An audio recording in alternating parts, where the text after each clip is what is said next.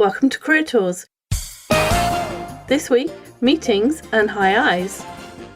The questions this cast answers are: how can I add to a meeting as a high eye? How can I avoid derailing a meeting as a high eye? And how can I just generally be more effective in meetings as a high eye? If your knowledge of DISC, high D's, I's, S's, and C's, the perfectionists, the Attila the Huns, the marketers, the team players, if that has helped you become more effective at work, you'll want to seriously consider coming to our Effective Communications Conference. We set the basics of DISC in an hour or so, and then we spend the rest of the day teaching you how finally to communicate effectively, which is to pay attention to what your listener does and communicate in a way that makes sense to them. At the end of the day, you'll be able to read someone in a conversation, determine their major DISC tendency, and then based on that, make some changes in how you deliver to improve the chances that you get harmony and congruence and collaboration and not drama, conflict, and tension. Come see us. For every DISC style, if you don't know what DISC is, go back, find a DISC overview cast and find out what DISC is. But basically, it's a behavioral profiling tool. It's a way of looking at different people's behaviors and categorizing them in order that we can understand them a little bit better. And every style has its strengths and weaknesses. And high eyes are known for their relationship skills and their ideas, because those are the two strongest parts of a high eye. They're really good at making friends and they're really good at keeping them. But they often come up with ideas that are a step away from that which anybody else thought of. Within the confines of a meeting, though, they can get off track and they can take other people with them. So in this guidance, we'll discuss how to be effective in a meeting as a high eye. So Sarah, will you tell us the outline? We're going to start by talking about being the agenda monitor, then using a notebook, telling stories after decisions, and socialize before and after. Exactly. So be the agenda monitor. One of the things high eyes are really bad at is following an agenda, because they like to go off on all these tangents when they have an idea, or whether they have a story about a person, or whether they just want to tell you about their weekend. They'll go off and they won't stay within the agenda. Eyes are like your class clown. Yes, eyes are definitely your class clown. You want to make it fun. Meetings are boring. I need to bring some excitement. Exactly. So an agenda feels too stifling and too rigid. It's like, I have to stay within this box and I don't like boxes. You know, because if you meet a friend on the way to the meeting, you have to say hello, right? Even if that makes you late, because everybody else will be fine with it. If you have an idea in a meeting, even if it's unrelated, you have to share it, right now, because otherwise people won't hear how brilliant it is. And if you have an awesome story, you have to tell it, because that's what happened at your weekend and everybody will really enjoy finding out what happened on your weekend. Well, now you're late for your meeting and you've taken it off agenda several times. This is not a way to endear yourself or make friends. The IDs want to get in and out of the meeting as fast as possible. And now you've delayed them, right? So they're irritated. They want to get out of there and you're wasting their time. The high Cs, they want to follow the agenda exactly. The C's, they love process, they love procedure, and you've taken them off course, and this is probably going to cause a great deal of anxiety for them. The high S's, they probably are not going to say anything, but they're probably worried about the other people who haven't been speaking because you haven't stopped speaking. Exactly. So to overcome this? To overcome this, you're going to volunteer for a role in the meeting. The agenda monitor is the best role because you're forced to look at the agenda and monitor the time. That's what an agenda monitor is. An agenda monitor makes sure the meeting stays on time and on topic. Note taker would work too.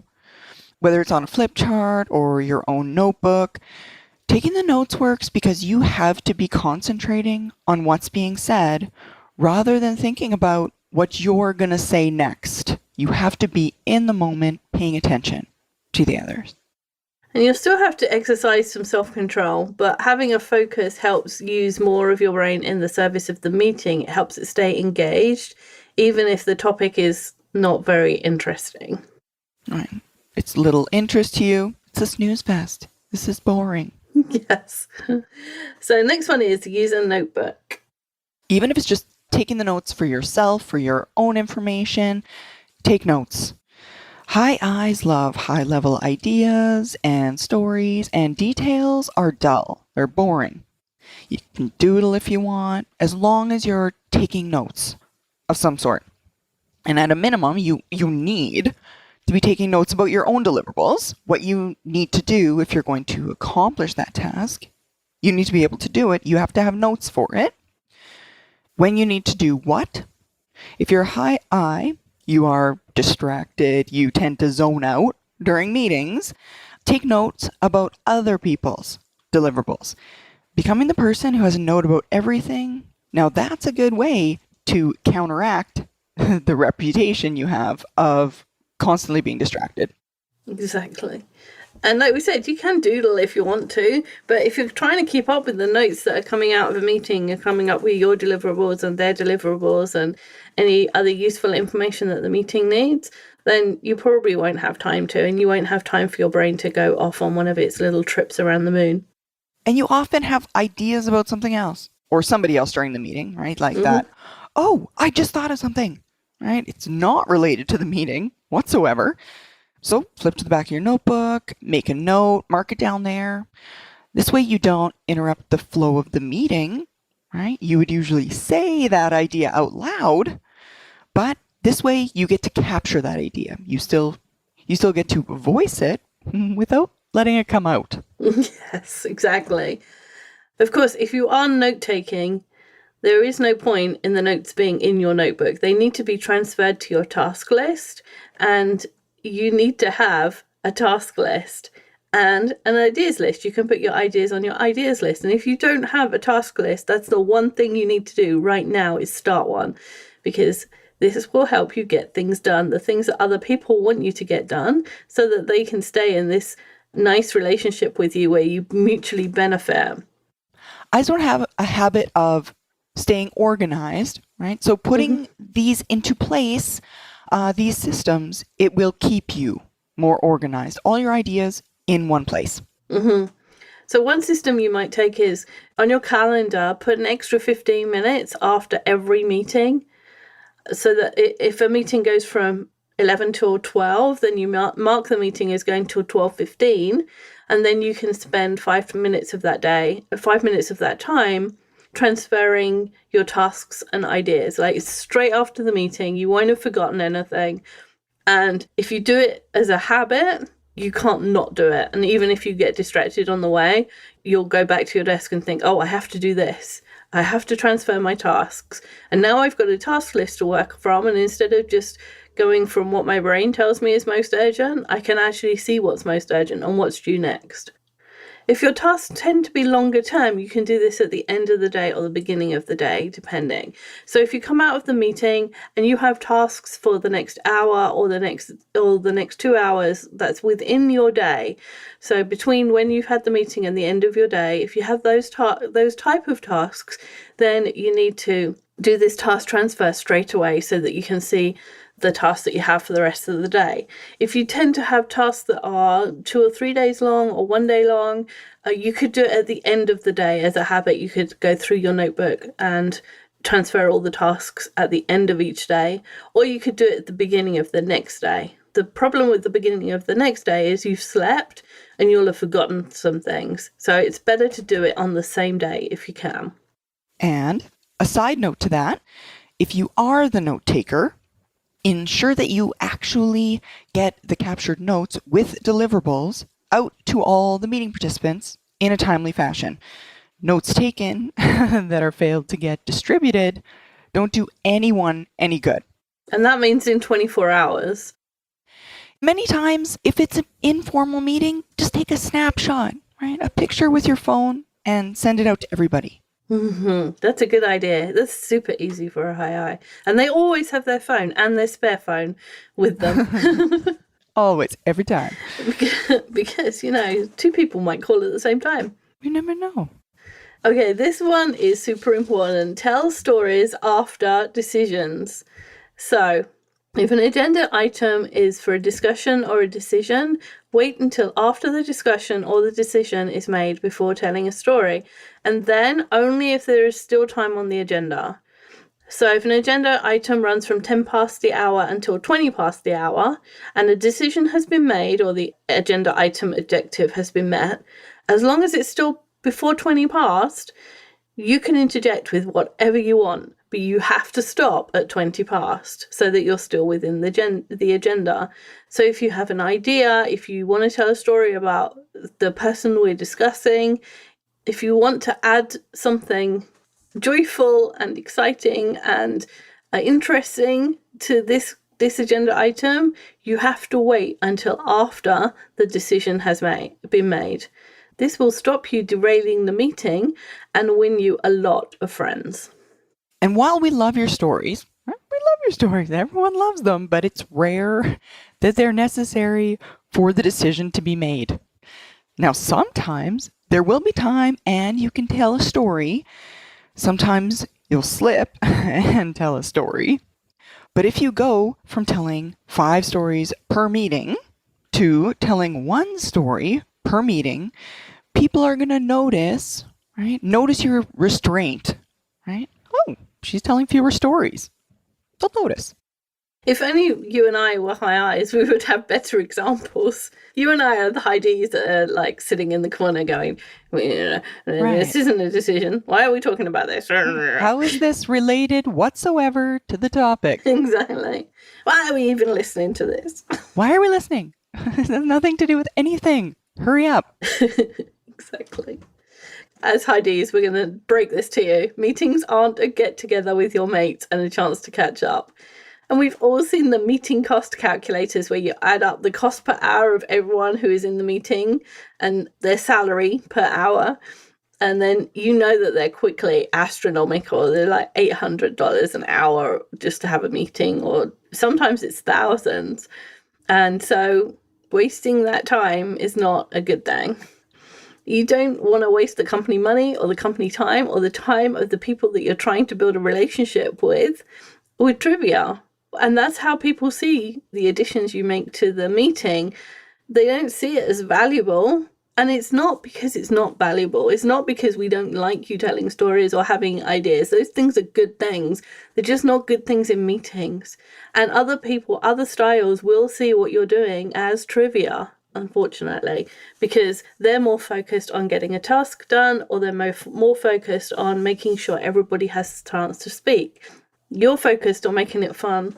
The C's are actually running that salary calculator in their head. Oh, yes, they are. They're doing the math. Like, I can't imagine. I can't imagine how much it's costing right now for you to tell this story. They're actually thinking that. Yeah. And again, it's not like high eyes, there's no reason for them. There's a reason for them to be in a company. You need all styles to run a company. You need all styles in a team, but in order to have the kind of balance that you need and to have the injection of great ideas. All we're telling you is don't do it in meetings. And if you are going to do it within the agenda and after decisions have been made. So we do the important stuff and then we get to the fun stuff. And my mother always told me, on the plate, you have to eat the healthy stuff first, and then you can eat the fries.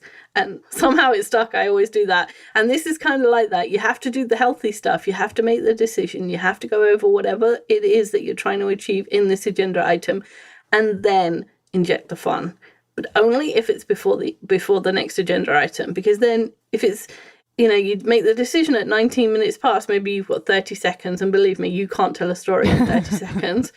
Then you're ready to start the next agenda item. So if you start them with the story and you go over, you're breaking the rule of doing it afterwards. That's really important, and it's probably the one thing you can do. That and the transferring your tasks into a task list. Those are two probably the most important things you could do, or the ones that would have the most impact. Now it's time for the fun part. So socializing before and after. Because we know, guys, we know that you want to be able to chat with everybody in the meeting, tell a story or two, explain your ideas, have a friendly time. You have spent the last hour, however long your meeting was, holding these things in. So now you need to let it come out. That energy, you need to let it leave your body because you've been holding those ideas in. We've already said that the time for those ideas, it's not in the meeting. So when? Remember the 15 minutes that we all overhang, we put into the meeting. We're only using 5 minutes for transferring tasks, and we've already built those 15 minutes into our schedule, so we've got them. Right? Now, if you didn't build those 15 minutes in, you don't have 15 minutes to use because you probably have to get your butt across to another room for another meeting. So, because you've been wise and you've added those extra 15 minutes for your cushion and you've got your 5 minutes transferring tasks, you still have 10 minutes left and you can use those 10 minutes for socializing. Yay! Socializing time. And the other time you can do that is to get to a meeting room 10 minutes early and be able to chat to. Now, we know you've never been early for a meeting in your life, but imagine that if you get there 10 minutes early, you have chance to chat to every single person that comes in as they come in. If that's not an incentive for getting to meetings early, I don't know what is. Your relationship skills and your idea skills are really valuable. As I said before, we want you to use those things. But what we're trying to do is help you use that energy that you have in a more structured way, in a more appropriate way, and in a way that works better with the company, the way a company works. Every Friday morning on our ops call, everyone gets on. And as we're getting on, we're chatting about random things. And we're talking, Wendy and I are talking about cats. And we're giggling. Everyone's laughing, telling stories. And then, ultimately, Mike, who chairs the meeting, Mike gets on, right? Sometimes he'll tell a joke, tell a story. And sometimes he makes fun of the rest of us for taking time. What are you all talking about? Like, how does that make sense? Yeah, exactly. How does this even apply to the meeting, right? This is our outlet to chat at each other, 5-10 minutes before our meeting. Exactly. And it's funny if you think about it, the high I's and the high S's get on earliest, and the high C is the last one to join because every time. Because, people know their tolerance for this kind of chit chat.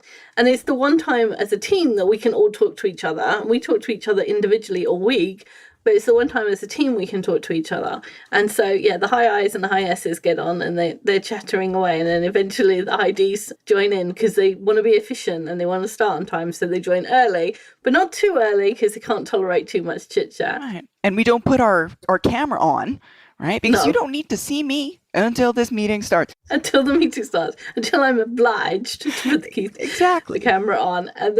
And then finally Mike joins and it's time. Almost always is almost exactly time to start. So you can see that. So there is ways to, I'm going to use the word indulge, but that's probably not fair, but there is ways to indulge your profile, the things that you do well and the things that you enjoy doing in a more structured way, which doesn't derail meetings, which doesn't put you off getting your tasks done, that doesn't frustrate other people. Because every time you frustrate them, you're damaging that relationship, and that's not what we want. We want you to keep your relationships because you do that so well. And you can have quality time with your colleagues because you're doing that in a time when you're not supposed to be doing something else. You don't need to worry about where you need to be or what else you need to be doing because you put that time aside. Now, we have to rely on your colleagues to be able to say, I have to be somewhere else and I don't have time to talk to you right now. But everybody has to take part in this. And if you've reserved the time and nobody comes to chat, hey, you just won 10 minutes of your time back. Go chat with somebody else in the hallway. Yeah, you can pretty save that up to chat with the man in the coffee shop. I don't know. Run to the coffee room. People are there. Chat with them. It's possible when you're chatting with the people, right, that are trying to leave the meeting, that you're actually holding them up from their next meeting. Mm-hmm. Right? So if you're their boss, make sure that they know that they can leave if they need to. Oftentimes, that's the people that are going to stay there and listen to you. They're the direct, you're the manager. I'm obligated to sit here and listen to you. Right? Make sure that they know that they can take off if they've got it. If you're the peer, they're probably going to let you know, right? listen, dude, I'm sorry. I really got to go to my next meeting. Another thing you can do is get into the habit of saying, is this a good time for a chat, or do you have time to listen to an idea I have? If you ask people, you give them the chance, especially your directs, you give them the chance to say, hey, I really need to be at another meeting, or I need to leave, or I'm on a phone call, or whatever, so that they're not late. If you give people an out, then they'll take it when they need it. When they have the time, they'll listen to you. And this is a totally distracted kind of story, but I happen to know a useless tidbit of information. I don't even know why I know it. Boston Pizza, which I think you guys have in the States. It's called Boston Pizza. You must. It's not pizza in Boston, just generally. Yeah, exactly. Now, when the servers when they go to speak to each other, because everyone's running around and they've got other places to be, obviously, before they speak to somebody else, they have to say, may I speak? Oh. Yeah. To give that person an out, because sometimes that person doesn't have a chance to speak. And it's very unlikely people are just going to say, no, I got to go. Right? You feel rude. At least that gives them an escape route if they need it. That's really clever. Fancy doing that in a restaurant. So this habit of asking people beforehand will make your meetings and relationships better. And I think we've covered 4 or 5 different things that you can do. But the one about only telling stories after decisions are made, and the one about transferring things to a task list, those are the 2 places I'd start. And then I would add some of these other techniques into that, because it's hard to take on a bunch of new techniques all at once. So choose the ones that are most important, which is those 2. So what did we cover, Sarah? We cover being the agenda monitor, using your notebook, telling stories after decisions, and socializing before and or after. Again, it's not that we're saying anything you do is bad. We're telling you that these things are ways to make you more efficient and more integrated into the company, more working for the company and taking care of the resources than you would do naturally. Try a couple of the techniques and see if they work for you. Let us know how it goes. Thanks, Sarah. Thanks, Wendy. Bye, everyone. I hope you enjoyed that high eyes. We'll be back with the other styles later in the year. If you enjoyed this podcast and you want the how-tos of management wherever you are, check out the free Manager Tools mobile app. It's available on both iOS and Android devices. Go to the Apple Store or the Google Play Store and download the Manager Tools app. Just search for Manager Tools in the respective store, or go to the Manager Tools website, www.manager-tools.com, and you'll find the links on the bottom of the homepage. Once you've installed the Manager Tools app, you'll have access to all the Manager Tools and Career Tools shows anytime, anywhere you want. With easy searching of podcasts by category, using the map of the universe, or using built-in search functions, it couldn't be easier. Additionally, if you're a Manager Tools personal licensee, you'll have easy access to all the show notes right from the app whenever you want. Go to the App Store and download the Manager Tools mobile app. You'll be happy you did.